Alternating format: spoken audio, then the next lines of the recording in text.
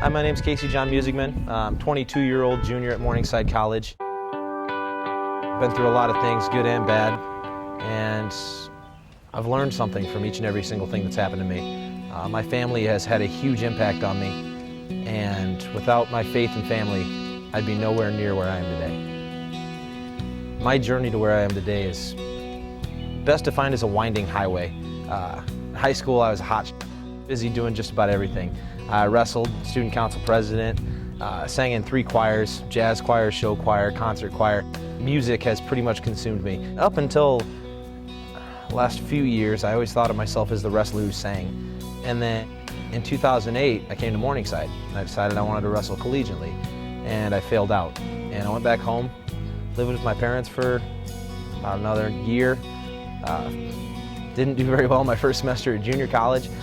Took a semester off, worked at a movie gallery, and realized how much I hated shift work, and decided to go back to school. I went to Iowa Lakes Community College in Esterville, and did pretty decent my first semester back there.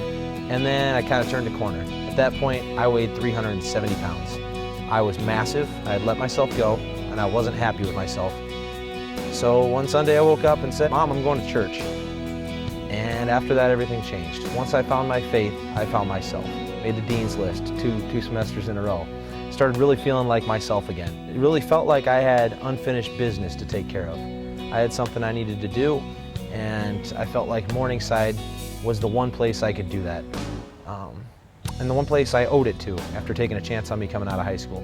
So I came back, I got accepted back in, and decided I was gonna wrestle. It's kind of funny because I came back to a school to study mass communications and wrestle when all along music has been my passion. So my one passion in life I kind of set on the back burner. I think it was George Strait that once said, "Country music is 3 chords and the truth." And that's what it is. It's simple, it's beautiful, it's passion with a guitar. When I was about 4 or 5 years old, my grandma and grandpa Muessigmann used to live in Aberdeen, South Dakota. It's a solid 4-hour drive out there.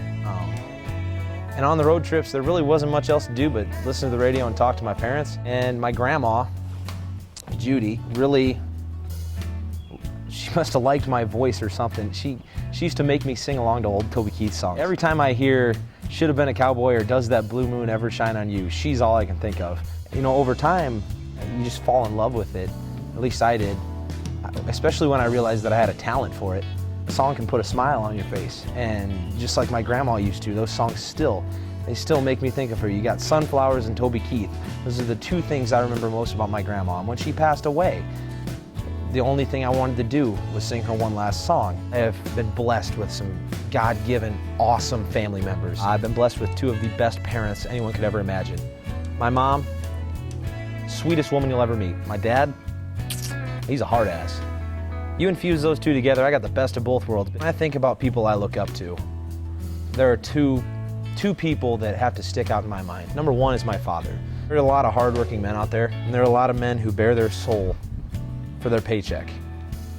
And my dad has to be towards the top of that list. He works 18-hour days, leaves at midnight, gets back at 6 p.m., stays, hangs out with his family for a little bit, sleeps a solid 4 hours, hits the road. I remember when I was like 5 years old, someone told me that my dad was a trucker, and I corrected them. I was 5 years old and I said, "My dad is not a trucker. He is a truck driver." Truckers are on the road, truck drivers are out there trying to make money for their family and get home to the ones they love. 5 years old and I correct somebody on that. That is how much of an influence my father's had on me. He's taught me everything I know. He's taught me strength, determination, willpower, will to succeed, passion. He is the most passionate man I know. My father's my hero. I love him. And then there's my grandma. She is the most stubborn woman you will ever meet. No one's gonna stand in her way. She is 62 years old, still working on an assembly line at Eaton Corporation, still kicking 20-year-olds' ass out there. And she outperforms every single one of them. She gave me the best bit of advice I've ever heard in my life, and I cling to it. Prepare for the worst and pray for the best. And that's all you can do. You can only hope things are gonna go your way, but when they go south, where are you gonna turn? You're gonna turn to your family, and I'm gonna turn to my grandma. Nashville.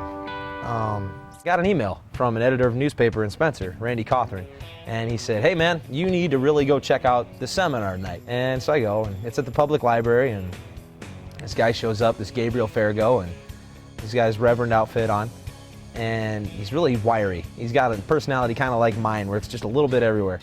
And I'm one of 3 people that shows up to this seminar out of a town of 12,000 people.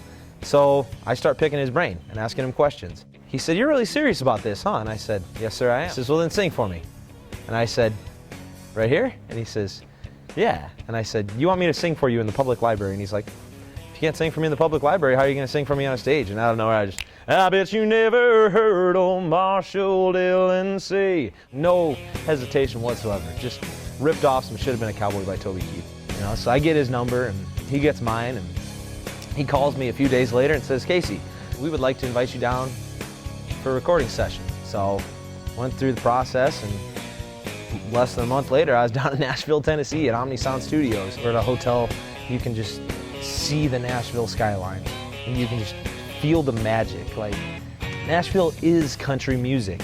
It's straight up blessed opportunity. I walked into that recording studio, I put on my headphones, and I let it rip. And we churned out what should have been a 14-hour session in 6.5 hours. My studio technician came out, shook my hand, and he said, "I've only met one person that smooth in the studio." And I said, "Who's that?" He says, "Ronnie Dunn."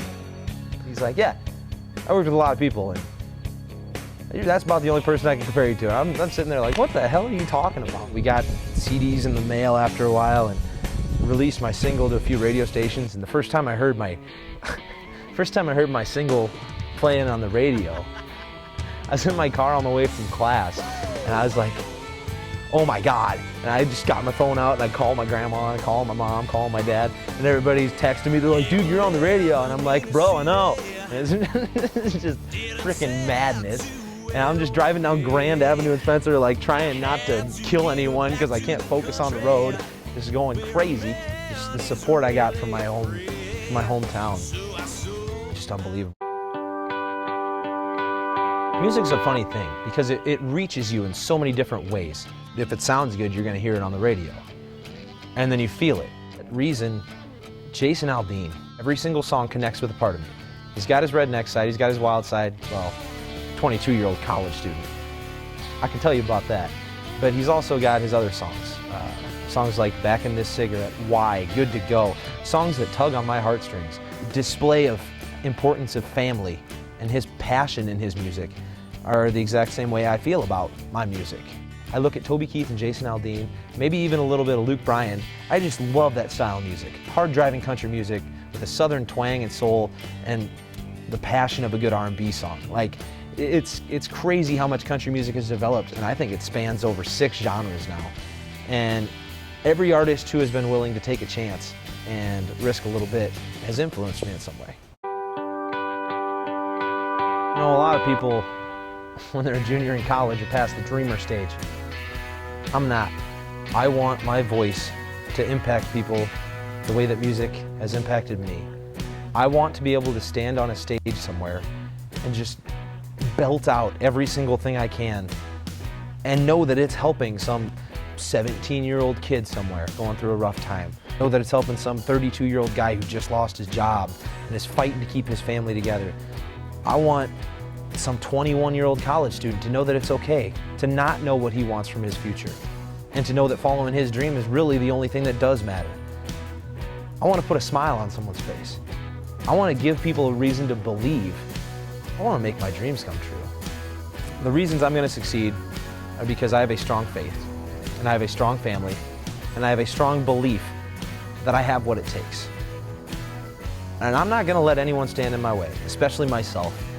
I'm done making excuses, and I'm done backing down. I've got my family, and I've got God. That's all I need. You know, most people grow up, they want to be a doctor, they want to be a lawyer, they want to be a landscape architecturist. I want to be a musician. I want to sing. I want to let my voice impact people the way that they have impacted me.